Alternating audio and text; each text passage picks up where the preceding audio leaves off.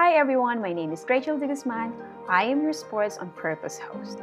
On this vlog, we will be spreading awareness on the most valuable life lessons learned and wisdom gained from playing, coaching, and participating in sports by bringing the most fascinating conversations with some of the most inspirational and insightful sports personalities in the country.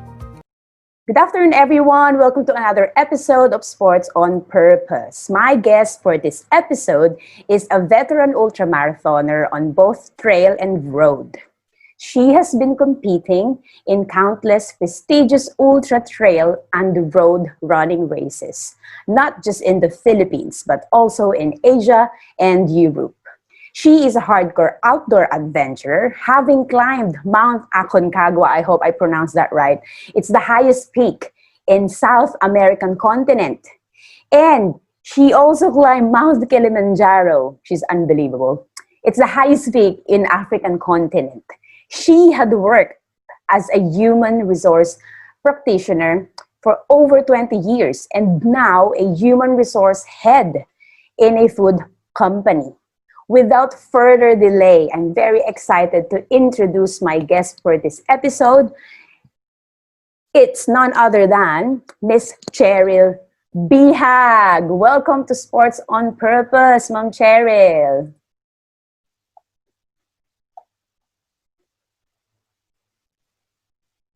Ma'am Cheryl, are you still there? Hello. Yay! Welcome, welcome. Oh my God. Thank you for having me. Good Pleasure. afternoon. How are you doing, Ma'am Cheryl? Good. I'm good. Quite busy with work. At this time, it's the work of the human resource that's really most in demand. Mm. Having all because we're the most badly hit industry with the pandemic. So, yeah, HR work is really it's 24 by 7 actually. Mm. Yeah, so but despite that, life goes on. Yes, and just stay positive. Thank you, Yeah. Miss Cheryl. I'd always like to begin my interviews with a quote. And I'd like to know what you think about this quote from Albert Einstein. So he once Mm-hmm. said, wisdom is not a product of schooling, but the lifelong attempt to acquire it. What do you think about that? Um, I believe so as well that wisdom cannot be learned in the four walls of a classroom, but rather it's a lifelong process and experience. It you have to go out and go to the real world and experience life, and it continues every day. It's where you grow when you learn from the things that you encounter in your daily Yes, life. So yes. yeah, that's how I see it as well. Yeah, I thanks for mean, that. learning has to continue for us to gain wisdom. Yes. Thank you, Miss Yes, Cherry. So yes. learning by doing, no? Learning as we live. Yes, Thank you. true, true, true. We're Uh-huh. gonna talk about your profession, and later on we're gonna link Mhm. to running. So you have a degree in behavior. Okay. Exciting. You have a degree in behavioral science Yes. and have been working in the food industry for more than 20 years now. Behavioral science, Mm-hmm. as we know, is the scientific study of human behavior. And obviously, it's driven heavily by data. It usually includes That's right. topics, yes, the topics like psychology, sociology, and culture. And psychology Mm-hmm. has always been one of the topics I'm heavily interested in. I'm very drawn to it. One of Mm-hmm. my favorite subjects in college, actually, I'm a teacher by profession. One of my favorite subjects in college was actually educational psychology. Could you please tell Mm-hmm. us how much the behavioral science course you finished in college has helped you at your current job as a human resource head? Well, actually, the behavioral science that the course that we had in UST it's really geared towards industrial psychology. So it really focuses more on the business, um, on the work at work, and it's really, it studies still the behavior of a human being, but really it has the component of the business. So it's a combination of both. So there's a little more, there's a little of the psychology, but it's more of the psychology in the work area, the psychology in the business industry, because there's also what we call clinical psychology. So we tackle that as well, but it really focuses more on the business. So yeah. So with that, because the orientation really of our course is really molding us to be the psychology in the business industry. So that really focuses more on the human resource. So um, most company has a human resource, especially at this time that it uh, nag-transcend na from having it purely like managing the documents of the employees, but more now it really focuses more on the organizational development. It's really the development of the people for the organization to achieve its goal. So the role of the human resource, so something like that. So yeah, the orientation that I have in the classroom when I studied college was also applied and brought into the workplace that I was exposed with. And it just says a lot about how crucial the roles of, hang on, sorry, Miss Cheryl, you were breaking up. I wasn't here. Do you hear me now, Miss Probably Cheryl? the connection. Yeah, I can hear you. I can hear you. Okay. Right. Hear you. Sorry. Yeah. I was saying that it says a lot about how important or how crucial your role is in your company. I mean, speaking of human resource people or professionals in Mhm. general, because they really influence the trajectory of your company, right? Where is it going in the future? Yeah. True. Yeah, Wow. because yeah, there's the goal that's being set. So we in human resource will help that achieve that goal. So something like that. Wow. So which, Yeah, and especially at this time. Oh my God. yeah, I can imagine that. No, but you're probably not just too busy with paper, but also you're also busy dealing with, you know, people who get so emotional, probably because they might lose their job, and you need to make sure that, of course, you need to calm them down, or you need to reassure them. Is that right? At some point. Um, Actually, because as what I've mentioned, I am with the food industry right now that was first hardly hit by the Oh, pandemic. yeah. So with a manpower of more than 1,000 employees, we're reduced to not even half, like one third. So that means we have to cut off um, employees. So that was really that is quite hard or difficult to handle. It's really challenging because you have to let go more than half of the employees in the company. Probably the most difficult part of your job, isn't it? Is it the Yes, most yes. difficult? But Wow. human resource job is really challenging. I mean, it because you have to we have to weigh what's the goal of the company, the management, the management wants, as well as we have to also listen our people, our workers, Yeah. our employees. So kami yung nasa gitna. Yes, very difficult to balance. and to, balance, exactly. yeah. I mean, That's you need to assure your people, no, your staff that everything will be okay. But at the same time, you also need to make sure that you are doing what your bosses or CEOs are expecting from you.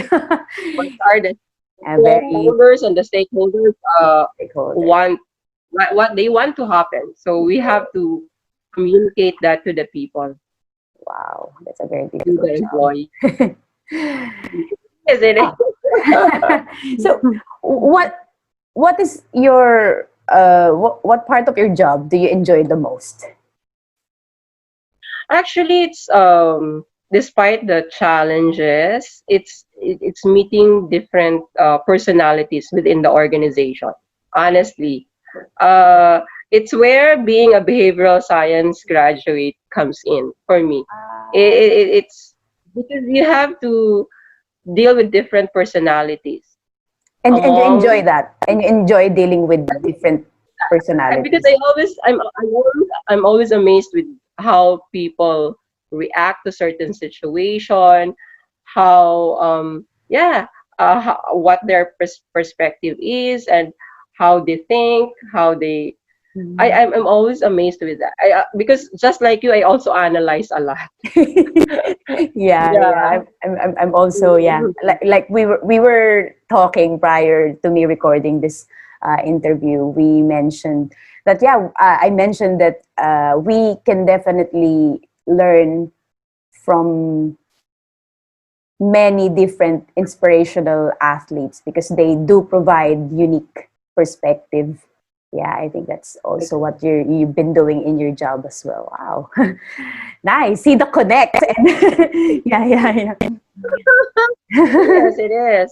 Because So, I always think, like, for example, I mean, we are in the food industry and we have uh, different kinds of or different types of employees. So I always analyze how come his decision was like this, especially if I have to deal with incidents, like because that I have to deal as well, like if there is nakawan or there's some act that's not within the guidelines. So I always think to myself, bakit niya ginawa yun? mm, What could have transpired? Why? But yeah.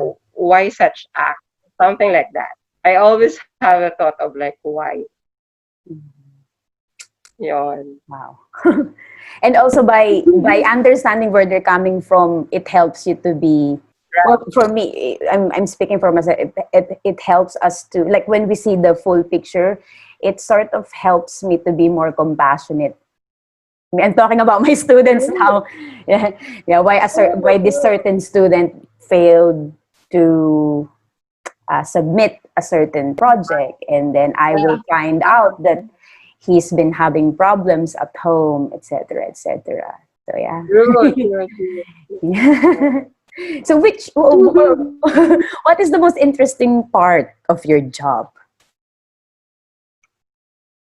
Um, as what I've mentioned earlier, it's really more of like understanding why people or why employee act such. Mm. Those minute, I mean, kahit maliliit lang yon. I always think of why or be it a positive or a negative. It really it fuels me. It's like it gives me time to think. Okay, that's why he did that because ito pala yung pinanggalingan niya or that. Um, it's really more of understanding them. That's why because in human resource, it's not just really giving. I mean, complying to what's needed to Mm. other departments or what's being asked for us, like the paperwork. Andun na yun eh, the 201 files and the making of the contracts and complying to whatever requirements that's needed to be submitted. Those are all something na we we need to comply. But really dealing with personality, dealing with different kinds of employees, management, middle management, rank and file, it's where the work becomes exciting because every day you'll not know what will come in. I mean, Exactly. it's really more of in my room. I really do not know what will happen within that day.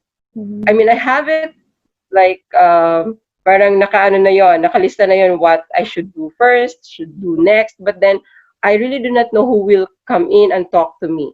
That's why I always tell them, I always tell my staff, whoever wants to talk to me, just let them come in because I Wow. know they want to have somebody, yung gusto lang nilang maglabas, something like that. Eh. Yes. Sometimes they just have somebody to hear them.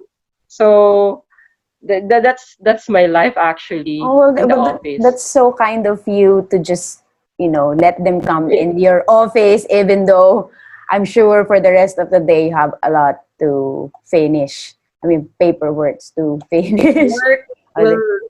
work will I mean, it's like all the paperwork will start after office actually Hmm. because that's after everybody leaves and then that's the time that I can focus on the paperwork Oh, well, because sometimes it takes the whole day to talk to different, especially at this time that it's mm, so employment is so uncertain.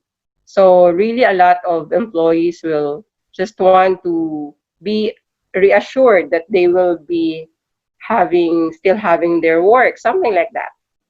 so what do you like least about the world of human resources? You might have mentioned some of it earlier already when you have to let go some individuals and you have to talk to them. Firing them, Yeah, I firing knew it. them. That's gonna Yeah, be your that's the most answer.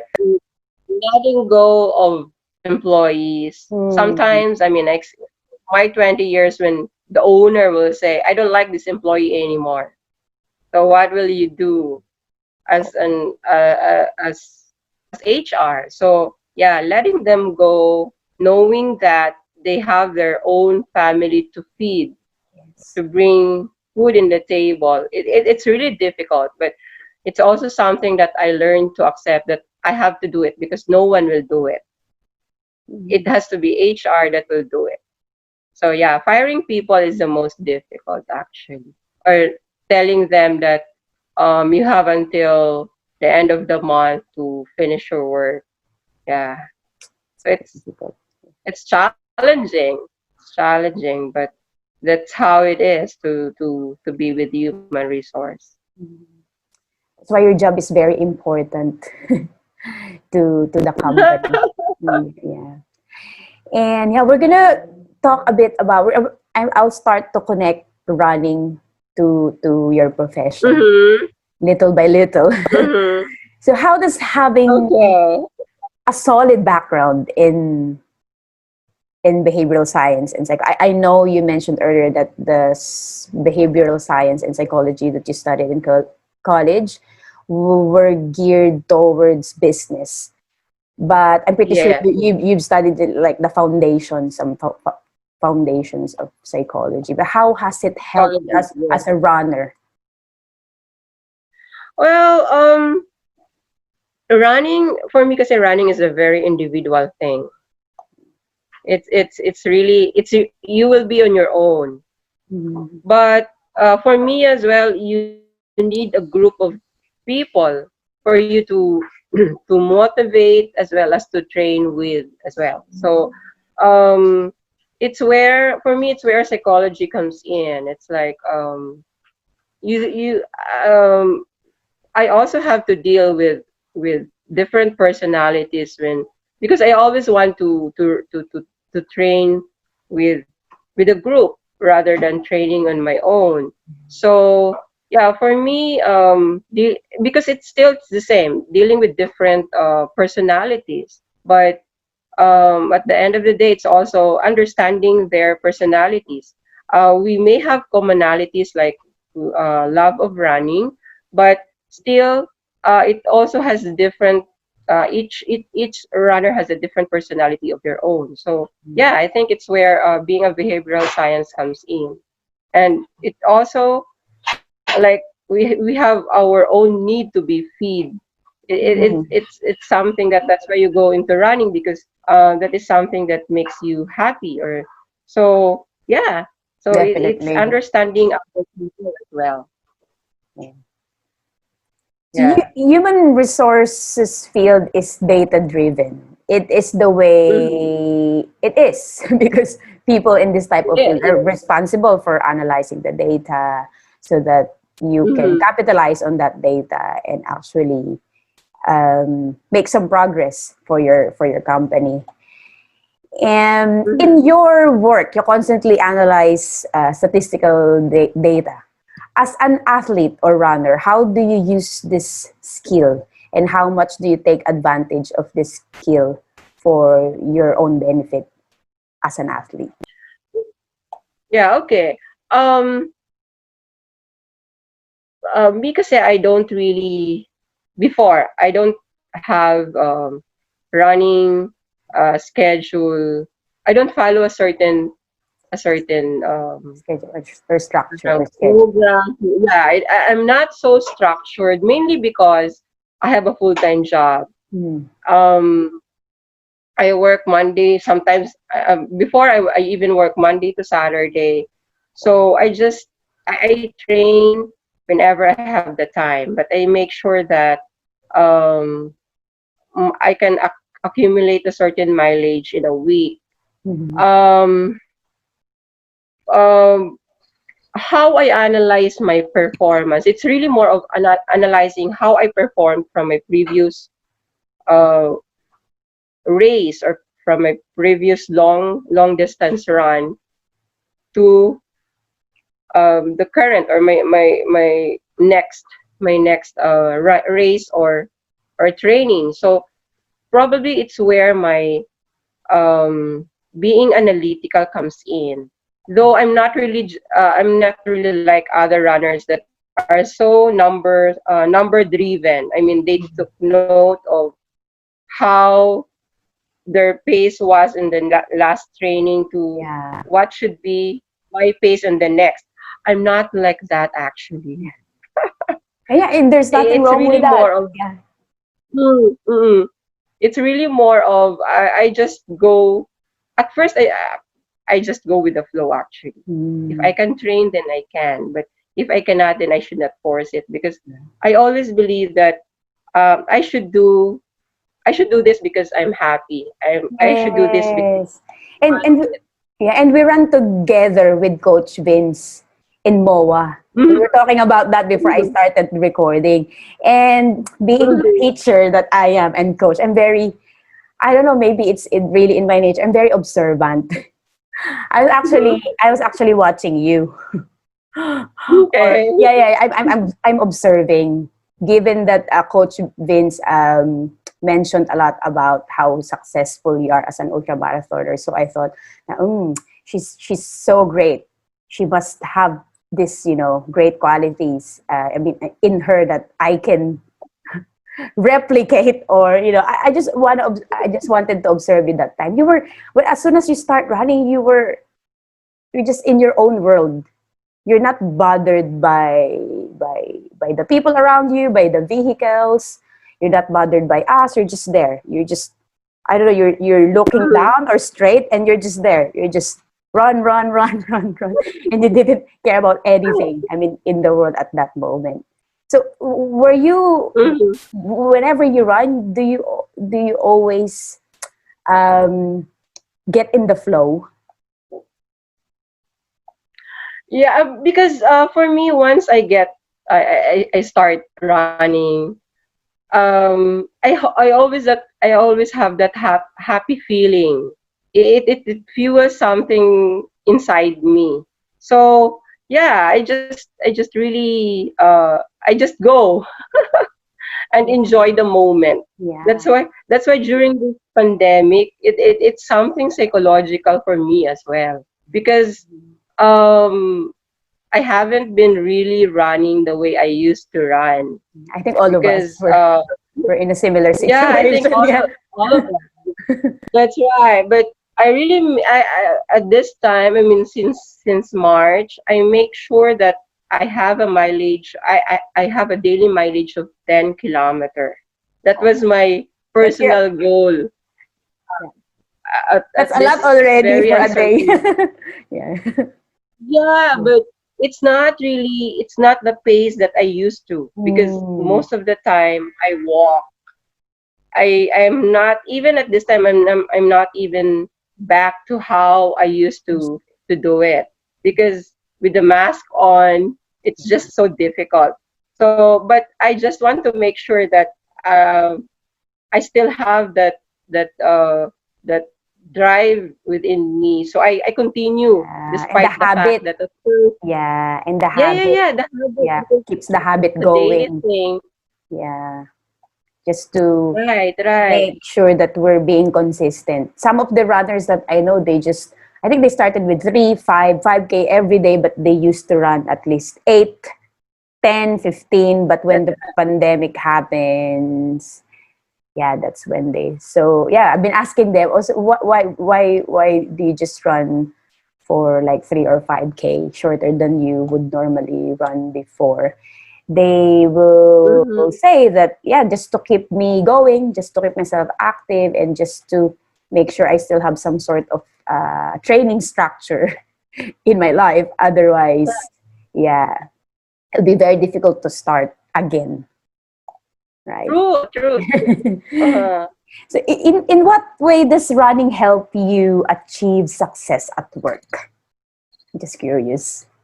Um, because in running, you really have to take the discipline, the time to train, especially if you have a certain goal of finishing a certain race, like a full marathon. If you have a certain time that you target to finish, you really have to train for it. So the discipline of doing it, and then to be goal oriented as well. I think that is something that I was able to apply in my work as well because at work we should have a goal of like finishing something and the discipline to like to finish, especially the deadlines and all those stuff that we should deliver. So yeah, for me, because running for me has developed my discipline to train and then yeah, to focus on something every day. Yeah. Speaking of focus, I also noticed that when I started to become a runner, well, I mentioned earlier to you that I've been an athlete since I was little, but my sport before was very different from running. It's a team sport, and it's an explosive type of sport. It's softball, Mm. by the way. Yeah, softball. Wow. And yeah, I did develop some skills that are transferable into other areas of my life, but running is different. Yeah, it helped me to have longer focus. I noticed also Yeah. that my mind has become, I don't know, so not red, but restless in a good way. Like I always think, I always reflect, and I always think of some creative things, okay, to incorporate in my teaching. I noticed that didn't come Mm, to me before when I was, yeah, playing softball, or mm, yeah, even after when I uh-huh. played touch rugby. So yeah, for some reason, that's what we need to discover. Why does running have that sort of effect to people? Yeah, it's very Mhm. interesting. So we're gonna go back a Yes, it bit. is. Yeah, Mhm. I'm also very curious about this one. So the nature of one of the natures of your job is to interview people. And you obviously ask a lot of True. questions to people who are applying for work, or just, existing employees that you need to talk to. because of Mhm. some issues like that. Just curious, what is the question that your interviewees find so difficult to answer, and would you know the reason why? Um, I've been thinking really about that question as well. What could be the most difficult question that I may ask to my interviewees or to the applicants or to the current employees? Um, for me personally, like asking what could be your greatest achievement. Hmm. I find it sometimes quite difficult to draw answer from them. Probably because we Filipinos it's quite parang yung magbubuhat ng sariling bangko. Yeah, we're very Uh, sensitive about that, no? yeah, oo. Even for me personally as well, parang, oh nga, no, ba't ang hirap? I mean, I have to set example first. Mm. What could be your greatest achievement as an individual, not as an employee pa nga eh. Sometimes I have to ask them as an individual or as a person. Then, come to think about it, probably it's because we Filipinos are, alam mo yung, it's quite difficult for us to express or to Yeah. kumbaga nahihiyaw sabihin It's a what really cultural our thing. achievement. Yeah, a cultural, It it's is, a it is, it cultural is. thing. It is. Yeah, yeah. That's very Mm-hmm. interesting, Ma'am Cheryl.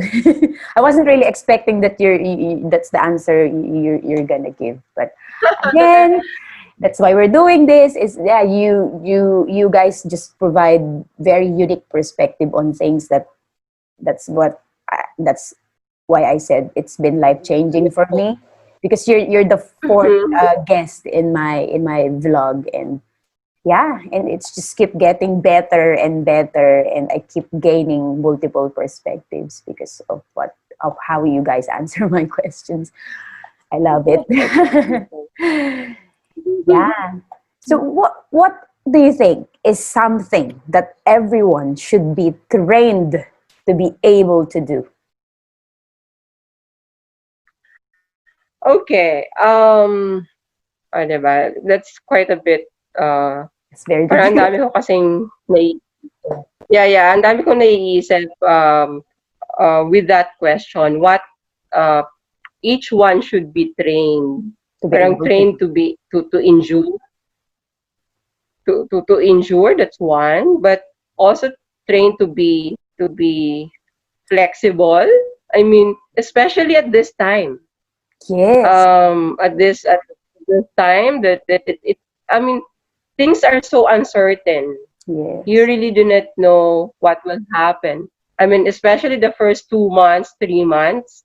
Um, at first it becomes it was just something physical but nung tumagal it was something mental. I mean, And it's really emotional. it becomes emotional as well because it's so uncertain. So I think it's really more of like we should be able to adapt. So we should be Adaptive. able to be flexible to the situation. Wow. So yeah, and then endure because we really do not know. I mean, for me, enduring kasi is something that will push you through with whatever situation that is, Yes. be it in running or with life itself. Yeah, that will help you to get by, and um, yeah, that will help you Yeah, to get by and survive and the situation. yeah, and to survive. Yeah, that's right. That's right. That's right. True, true. So you said everyone must be like trained to be able to endure and adapt. To be flexible, adapt. Yeah, I yeah, think I yeah. think that's timeless as well. Not just because we're not just because we're experiencing the pandemic right now or at Mm-hmm. the moment. Mm-hmm. I think that's a great answer, Miss Cheryl. And yeah, people should be taught to be able to endure and adapt to whatever situation they are in, to continue to Because to survive yeah, it's and evolve. yes, yeah, to become a better person. Yes. Because every day, really, we really do not know. It's the same thing with running. We Mm. also do not know. I mean, we have things planned. We have we prepared for it, but really, once you're outside, we also do not know what will happen. Really, Yeah. there are things that are beyond our control, like the weather, the terrain. You may able to study it, but still, um, it's a different thing when you're out there Once you're there, uh, you don't really know what's gonna happen. Yeah. with the actual situation. Yeah, yeah. You really didn't know. I Mm. mean, I've been with races, some races like several times. What 9 times, eight eight times on same race, but Mm. each um each year it really has different experience because Mm. sometimes the weather is different, and then yeah, or how my body react as well. So you have to adapt to the situation. Be flexible. Yeah. Wow. Fantastic answer, Ma'am Cheryl. So we're gonna talk a bit about how you started running and your journey, when your journey begins. So could you please tell us Mm. why you decided to start running and a bit about how you started? Hmm. I'm not really a runner. I grew up thinking I'm not running. I grew up thinking running is not for me because during our elementary year, I mean my elementary days, I study in a public school, so we always have every year from well, actually, they asked us to join the track and field when I think we were like in the fourth grade. So they will ask all the students, everybody, to run in the oval. So I'm always not selected because I Mm. don't have the physique of a runner. Mhm. So it was always my sister, my younger sister, who gets into the team because she's taller, she's long-legged, something like that. But me, I'm not really selected at all. So that's where my thought of like I'm not a runner and running is not really for me.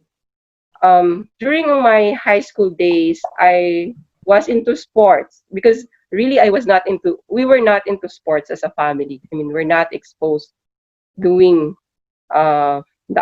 being with the outdoors. Aside from the fact that we are because I grew up in the province, but in during my high school days, to be part of a team or to be an athlete gives us a higher grade. So being with like running for honor, so I myself decided to be part of the volleyball team. But really, I'm not I'm not really that good as well. I mean, it's not that I don't excel. So kumbaga ano lang ako pang substitute, something like that.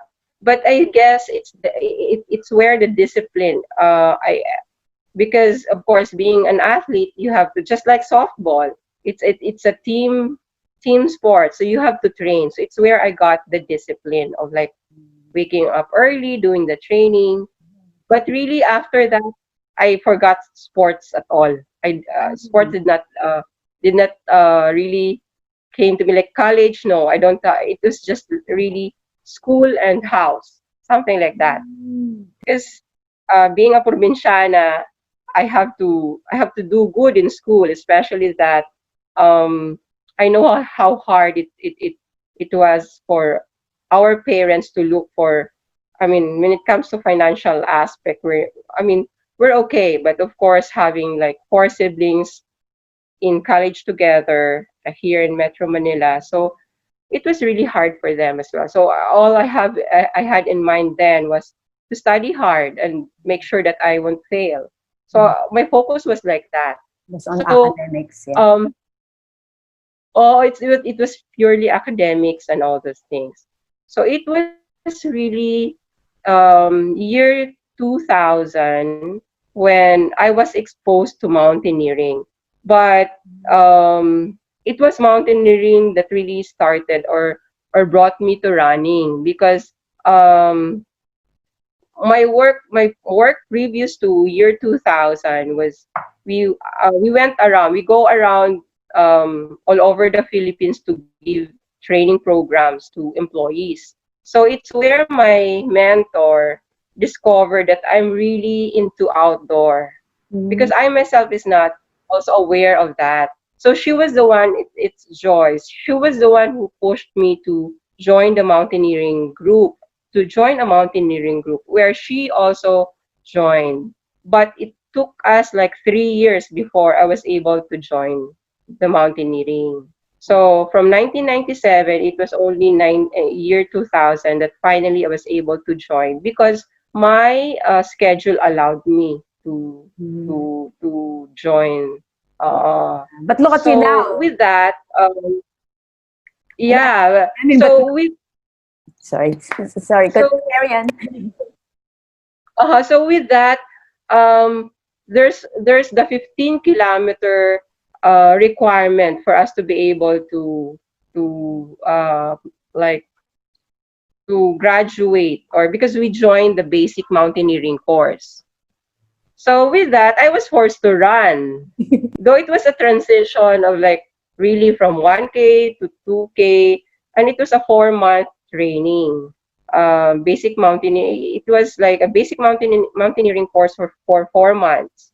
So with that, running being part of the training, so I was forced to run. Mm.